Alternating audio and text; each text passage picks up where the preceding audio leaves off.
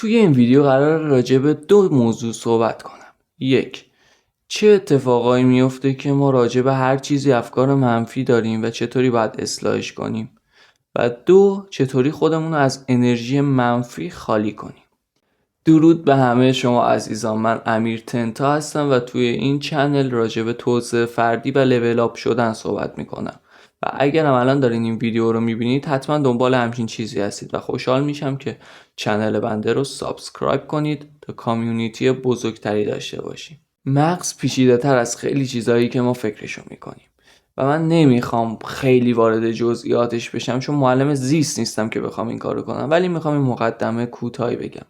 اگه ما آسیب‌های مغزی و اتفاقات ژنتیکی که ممکنه روی مغز تأثیر گذاشته باشه رو فاکتور بگیریم، مغز من با مغز تو با مغز یکی که دکتره و یکی که توی آمریکاه یک ساختار داره، یک کارایی داره و یک فرایند خاص و مشخصی رو انجام میده. ما راجع به هر لحظه و هر اتفاقی افکار منفی داریم. مثلا بخوام مثال بزنم، وقتی میخوایم از خونه بریم بیرون اینو حتما از مادرتون میشنوید که زودتر برگرد خونه، مواظب باش گوشیتو ندوزن، مواظب خودت بیشتر باش. اینا همش افکار منفیه که تولید میشه. این افکار منفی همش از خود مغز ساخته میشه. یعنی ما اگه روزی 10,000 تا فکر کنیم 80% منفیه. مغز همش میخواد افکار منفی داشته باشه که یه جورایی میتونه نقش حفاظتی داشته باشه که یه آلارمی بده که آقا خانم حواست بیشتر به خودت باشه، مراقب خودت بیشتر باش.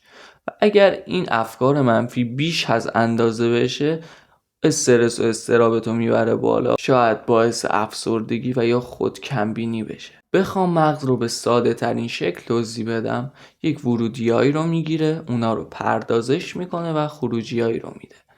اگه اون ورودی‌ها توسط خود ذهن ساخته شده باشه 100% منفیه و این ورودی‌های منفی همون میتونه نقشه حفاظتی داشته باشه و یا پرونده های بازیه که تو ذهن وجود داره.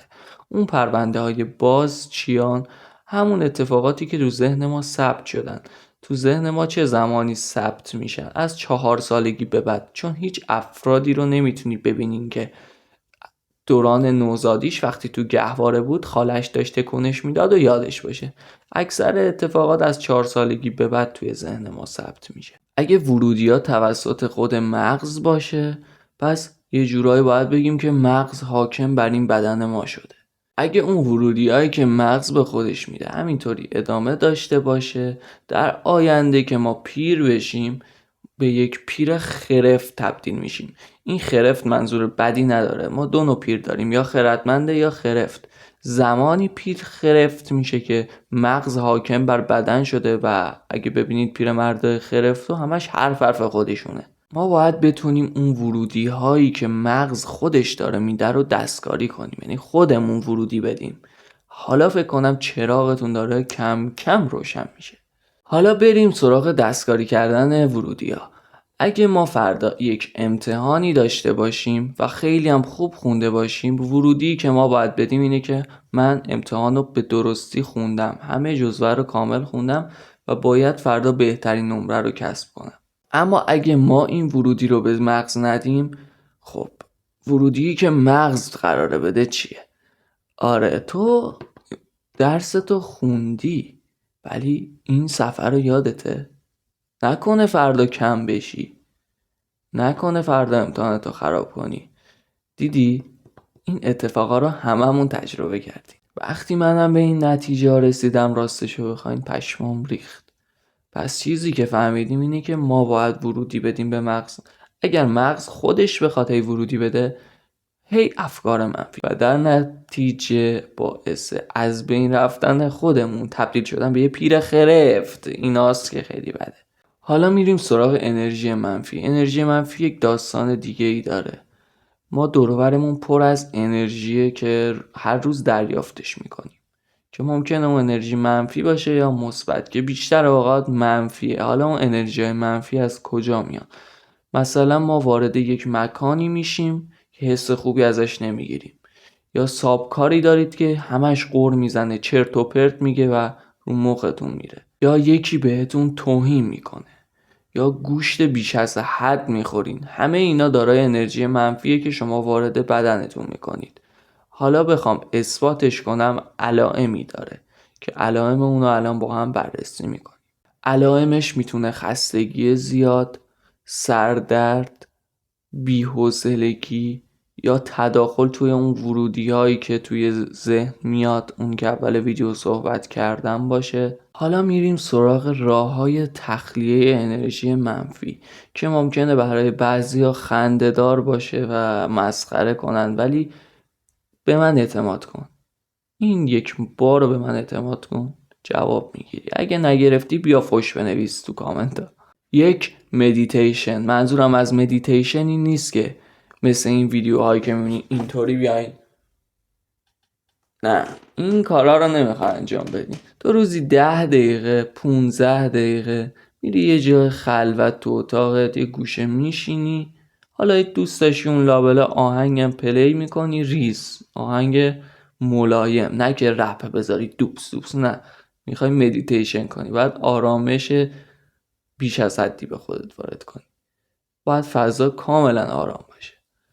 یه گوشه میشینی یا آهنگ ملایم پلی میکنی، چشاتو میبندی و سعی میکنی به هیچ چیزی فکر نکنی. 10 تا 15 دقیقه. دومی مورد، دوری کردن و حذف آدمایی که انرژیای بد و منفی دارن. سومین مورد و مهمترین مورد همینه که خیلیا الان گارد میگیرن و شاید با من موافق نباشن، ولی میخوام اینو اثباتش کنم که لازمه.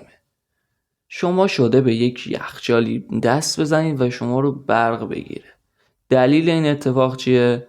نبود سیم ارت. حالا سیم ارت چیه؟ سیم ارت واسه محافظت و افزایش ایمنی دستگاه‌های الکتریکیه.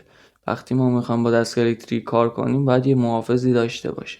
اون سیم ارت از دستگاه الکتریکی خارج میشه و جریان الکتریکی رو به زمین منتقل میکنه. خب حالا ما قراره چی رو بگیم؟ سجده کردن. درسته، سجده کردن یکی از خفن ترین راه تخلیه انرژیه که شما با روزی 5 دقیقه 10 دقیقه کاملا میتونی انرژی منفی خودتو خالی کنی. الان نمیخواد دوباره به من فوش بدی و بگی این چرت و پرتا چیه، فاز دینی گرفتی. نه، اصلا اینطور نیست. شما این کار رو یک ماه انجام بده، اگه نتیجهش بد بود بیا تو همین پست و همین ویدیو کامنت کن و بهم بگو. امیدوارم که چیزای مهم و خوبی رو یاد گرفته باشین. از اینکه ویدیو بنده رو دیدید سپاس. I need some energy,